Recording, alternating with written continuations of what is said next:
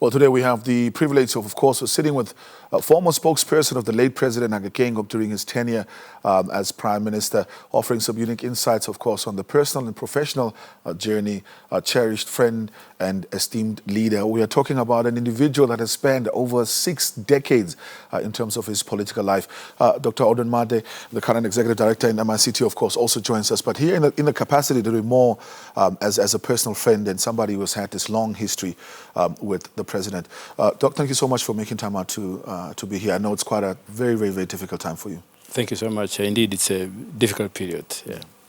Doc, I just, it's very difficult to ask this question, but I would have to do my job just to reflect on how and where you were when you found out about this news and what your immediate reaction was to this news. Yeah, I was in Swakopmund. I was celebrating my 50th birthday there. I was actually out, so I was called. It's around 1 in the morning. Then I had to retreat and just leave whatever I was doing, go to hotel. Then, so that's how I got the news. Looking at, of course, the President, let's start at the very beginning. When did you first meet? What was your first encounter with this Hage Geingob? I met him in 1989 during the campaigns, independence elections. He was out on the campaign trail with now President Mbumba. I'm quite sure that Dr. Kawana, later President Pohamba, there were many others. So I was involved in student politics in that day. Now, on the high table, the President realized that there was no young person on the stage. So he asked someone to say, bring me young 2 people to come and sit with me. So someone came, I think it was Ambassador Soni, so he came. I was one of the 2. It was purely coincidental. So I came to sit on the table with him.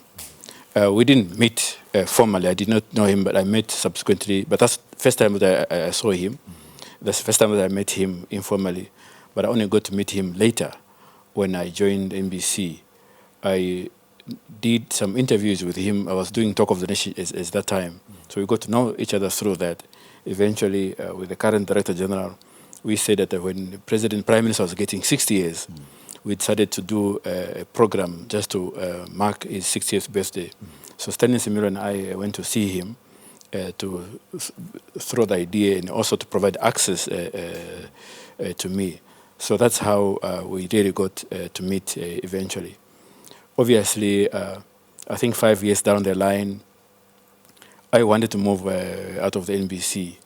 And then there was a position that I was interested in elsewhere. So he got to hear about the fact that I was leaving NBC. And he was very disappointed. Then he says, you are doing a very good job there at NBC. It would be sad to leave you. But if you say you are tired, you want a new challenge, then I wish you good luck.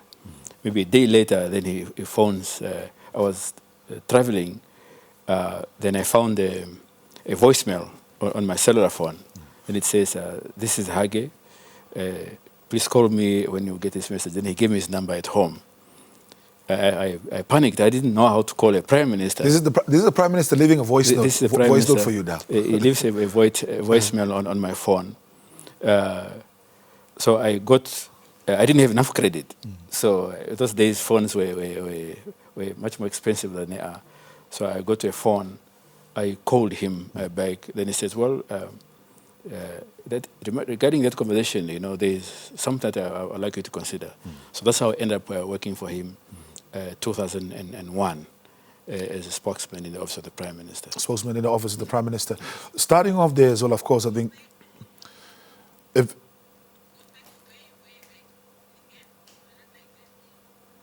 in terms of that start of in the Prime Minister's office, of course, the kind of role that you had to work with him very, very closely on a daily basis. Yes. What were the initial, obviously when we see somebody in a public platform, we have a different perception of them until you actually spend time with them. What were some of your initial experiences and what you had expected versus what you've come to learn when you joined the office? If you judge him by what you see on television, it's really not who he is when you're in small group dynamics. He has a very big heart, very warm heart. I mean, I had no government experience of any kind, really. And it was my first PR job. So most of the time, I relied on his guidance. Whatever you do, then you bring it to him and say, Prime Minister, this is what I have. Then he will look at it. He's very critical in terms of the output. So he looks and says, that word, no, I don't speak like that. I speak like that. No, it's too long, it's too short, packages like that. So as a result, I got to adapt to the way he wants things done. But he's extremely frank person. If you've done a good job, he'll tell you, no, this is very good. If you've done a terrible one, he'll equally tell you that, you need to improve this. I'm Prime Minister, I can't be saying these things like this in the public. So whatever I say, it must be something that's anchored in the policy of government, and it must contribute towards the betterment of our people. And I recall the very first day when I started, I said I was going to work for the Prime Minister now, so I need to look different. I can't be wearing sandals to the office like we do here at MBC. Of course. So I had a blue blazer and a sort of yellowish, brownish jean. Oh, the combination. So the combination and brown shoes. So when I came, he had not arrived at the office, so they called me to say, now we need to introduce you to my administrative boss at the time was Comrade Franz Kapofi, who was Secretary to Cabinet. So he took me to the Prime Minister. The moment I walked into the office, he said, Mathe, this is the office of the Prime Minister. You come in like this. You don't dress like this. And I have a picture how I dressed that day. So it was, after that, then I had to go and open some Edgar's account so that I could find something that I could be presentable. He says, we wear dark colors here. Yeah. So that was, of course, he said it truthfully, but in a way that wasn't like he was reprimanding me or anything, just to draw attention. It wasn't demeaning or anything? No, it wasn't like that. Just really that these are the protocols, every office has rules, and that's how it was. This is what we follow. So that's really how we got. And that very day, it was a week later, there was Human Rights Day, 10th of December. So then we were working together with Matthew Gobasep. So he asked me to do the draft speech for the Prime Minister. So I worked on that speech for about 11 drafts. And that 11 draft, it was somewhere close to 10 in the evening before he was satisfied.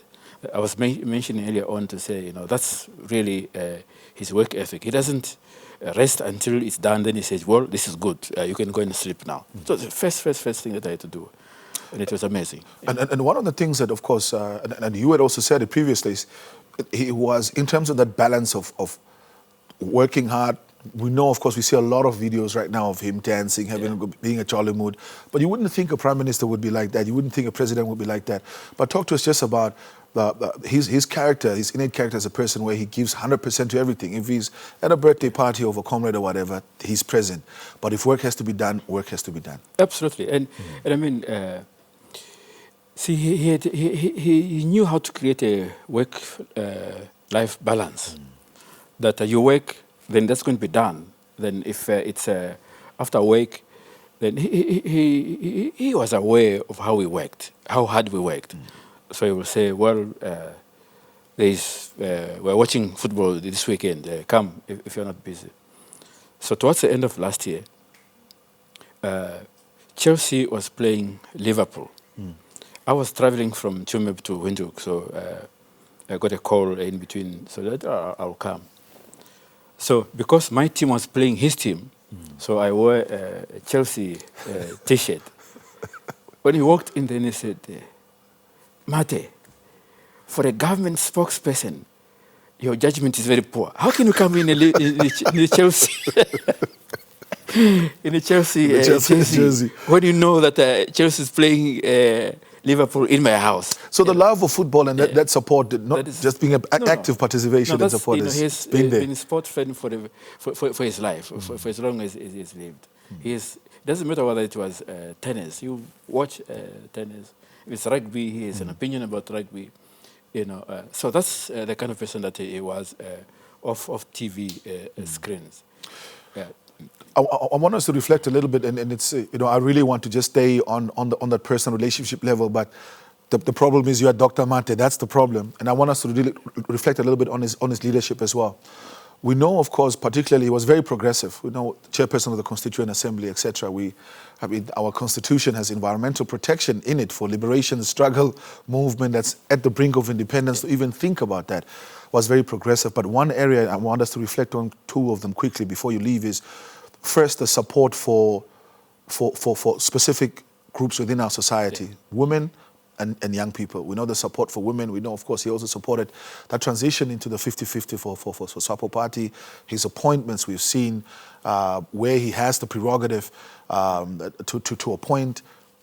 Women have been put on. I mean, the Honourable Minister, Yvonne Dosap, and a number of others have really deliberately been empowered. Yeah. Reflect a little bit on that. You coming in even as a young person to get that kind of responsibility. Talk to us about that side of him, the support for women and young people, and always putting them on the forefront. You know, when I got there, I was probably 24 years when I joined the office. Then there were already others before me. Saki Shangala went earlier before me. Then, of course, there was Dr. Hengari. There was Tonata Shimi. So things started spreading to say the office of the Prime Minister has been turned into a kindergarten. You know, he did not look at it that way. He really had genuine interest in developing young people. I just told you, I had no communications experience. I had a media experience. That's different from completely communication and public relations. People confuse that just because you work for NBC, therefore you know how to handle that. It's two different programs altogether. So I didn't have that experience. But he believed genuinely that I could speak for him. And that's an honor that could be cherished forever. There were a lot of young people, and we made mistakes. And he knew how to handle that because, first of all, he said, these are kids. If I don't give them directions, they're not going to develop. So I'm going to make sure that they I mean, most of those, George Simata is Secretary to Cabinet now. Saki Shangara went on to become Minister of Justice, Attorney General. Alfredo Hengari is Presidential Secretary. Most of those people, they went to Kadembo became minister. Most of those people who went through, they really went to become eye for talent as well. Yes, so and, another trade. He knew this. Generally, he knew the strength of the people around him. He says this one can do this much better. So he was able to identify skills in people and say, if I train this one in this, I'm going to be a very productive individual out of this. So that's really the person. He didn't discriminate. There were women in there. Ethnic balance.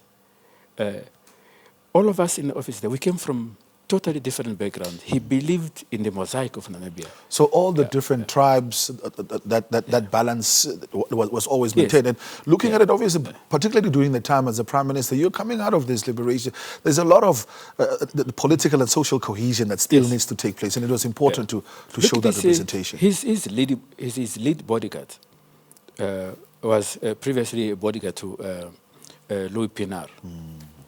He wrote, and the Prime Minister got a lot of flake about this, to say, oh, here is this person who is employing people from Kufut, or people who are not in exile. Because, I mean, a number of us really were internal people. But, you know, he was interested in the output of every person that worked on his team. And he did that to the extent that even the security colleagues, he did not necessarily have to put together a security team. There were people that said, these are the ones that are going to protect you. But he embraced each and every one of them like he did all of us who were on the political side of the team. That's really the person that he was. I must tell you this, you know, one of the December holidays that we were in Swakopmund, before that, we would receive letters to complain about this, about that, because he actually read every letter.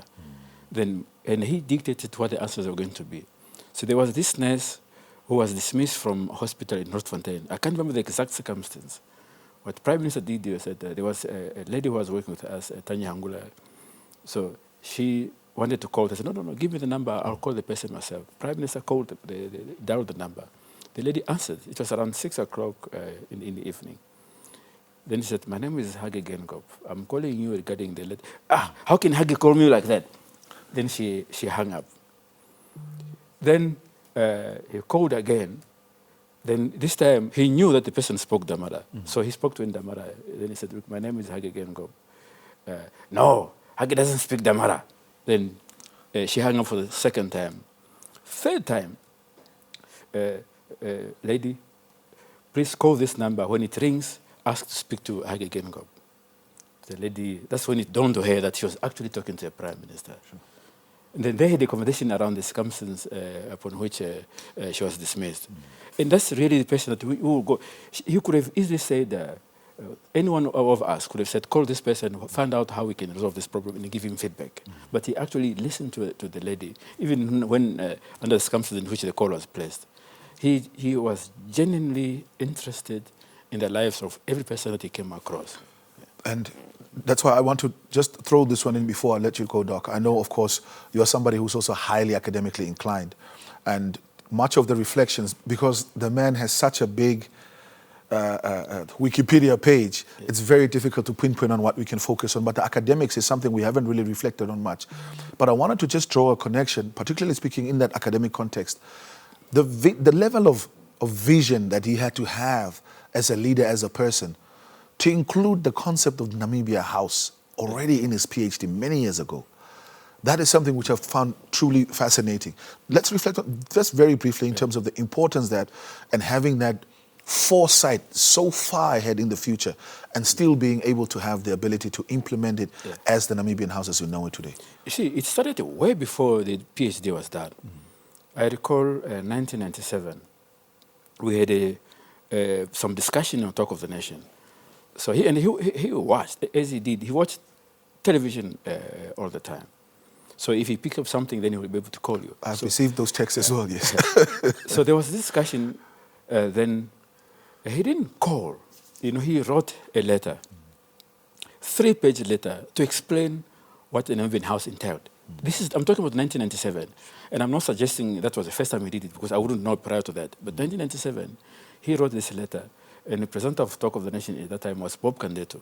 So he wrote a letter to explain the concept of building the house. The first time I've ever heard that. And he has been consistent in explaining how that worked. So it's not something that came post a PhD.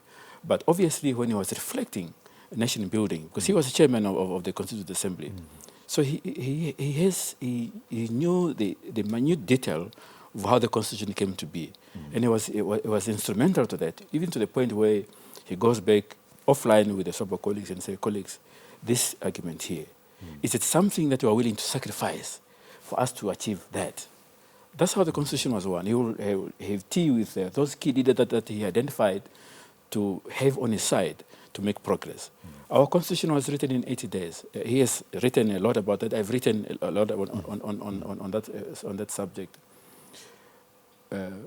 Late Matthew Atisare writes in his book, after the day that the Constitution was adopted, he walks to Chairman Geingob and says, Mr. Chairman, on the day of independence, you must bring enough copies at the Independence Stadium so that you leave a copy in each seat. So when the foreign heads of state come in and get a copy, they must see what Namibia has done. That really is their role, if you really want to talk about the Constituent Assembly. And most people don't know this, that there were a lot of conversations offline. That's where the real battles were that enabled for it to be done in the time that it was done. Yes. Yeah. I mean, Americans, it took them 1,700 delegates to write their constitution in 1886. It took them 2,400 delegates. The French Assembly, it took them equally about the same time and about the number of delegates. 2 years to draft their constitution. It took us 80 days. And I think you can see that there was resilience. And Prime Minister Geingob will say, we're not going to prolong independence just so that Louis Pinard can pay us. We wanted to get independence so that we pay ourselves. Because I wasn't going to accept a salary for the rest of undefined period of time. So that's the person that he was. And I think we should remember him in that context, that there are many things that he has done. Most of it untold, unfortunately. Yeah.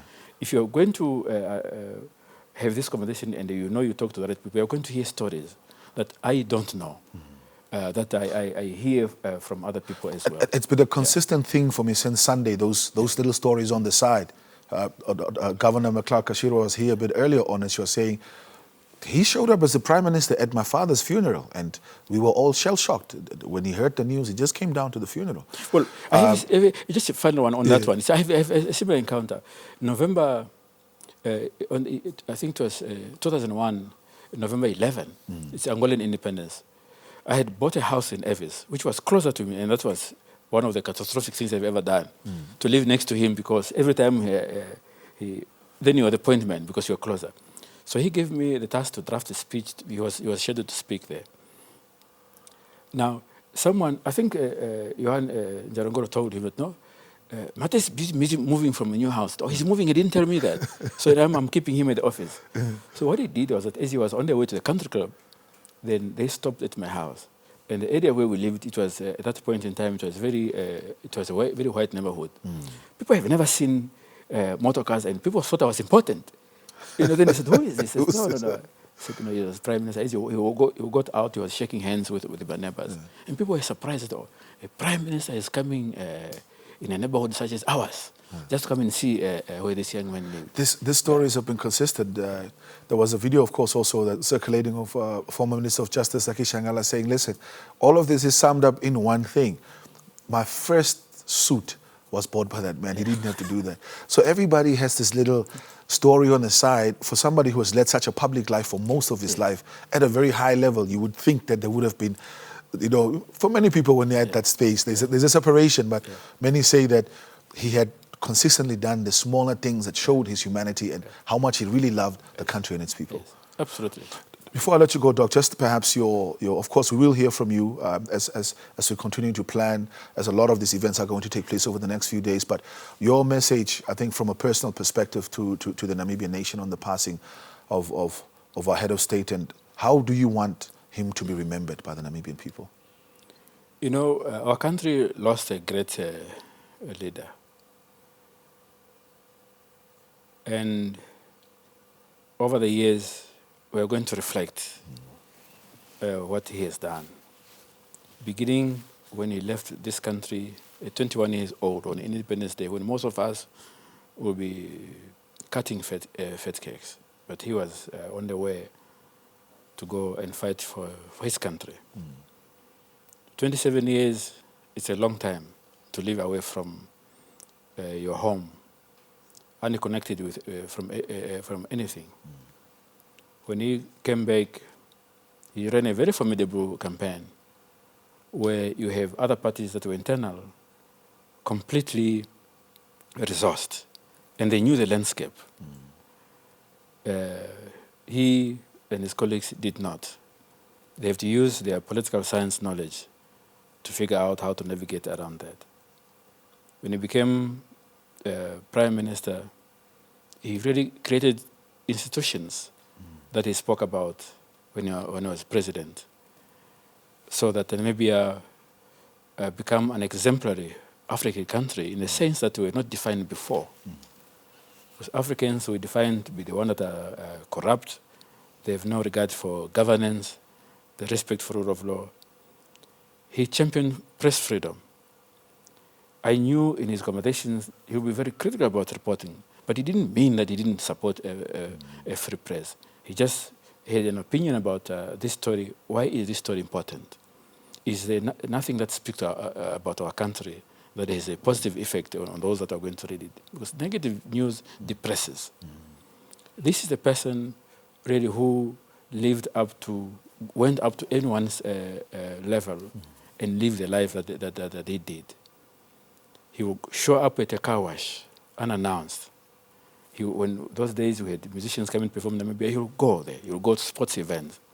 He wasn't afraid of anything because he was among his people. He feared no harm, that people are going to do harm to him. He was a man who lived his life to the fullest. And I think the country should remember.